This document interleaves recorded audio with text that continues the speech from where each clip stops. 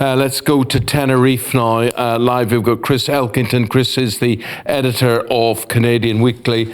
And this comes, Chris, after a body, and everybody seems to be quite sure the body found is that of Jay Slater. Everything does point towards that, yes. The body was found with Jay's possessions and clothes.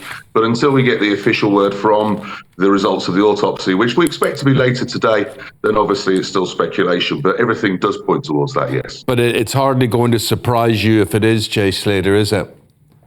No, the main thing is that the Guardia Civil, if they were sure it wasn't the person they were looking for, would have announced that yesterday. Yeah. And obviously they didn't. So, yes, it will not be any surprise at all.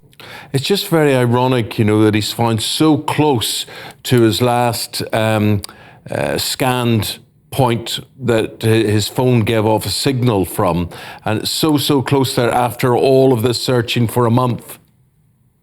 Well, yes and no. The search initially, the first 2 weeks of the search that was well followed by everyone before they announced it was finishing, which it didn't. It continued under a Secrecy Act, was at road level. So they meticulously covered every area along the trails and routes of the Masca Walks and the Tenerife Rural Park. The search then went down into the valleys, into the ravines, up to 600 meters deep. So although the phone has pinged a location, it doesn't give you the altitude. It doesn't tell you that it's 600 meters below where you're looking for.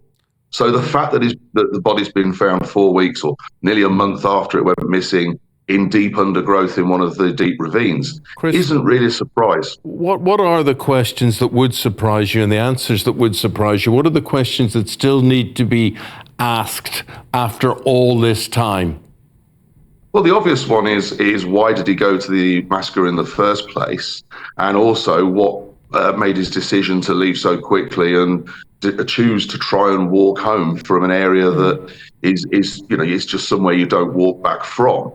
It's an area that's 30 kilometers up the coast on windy roads from the main tourist areas he was staying in, the Los Cristianos. Those really are the main two questions. The fact that, experts suspect that he'd suffered an accident or fall doesn't necessarily rule out foul play, does it? I mean, obviously, we don't want to get into conspiracy theories because they have been so problematic in this case. But just, stating it objectively, there could be a fall that could involve a third party, for example.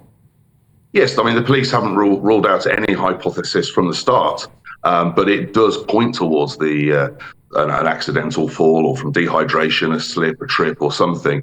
But yes, absolutely, until we get the full autopsy report, which that won't be today, the identification should be, we really won't know, but it is possible, yes. Okay. Chris, appreciate your time. Thank you very much indeed. We'll talk to you again soon as this story develops. Chris Elkington is the editor of the Canarian Weekly. Sorry, my eyesight can't see that. Thank you very much indeed, Chris.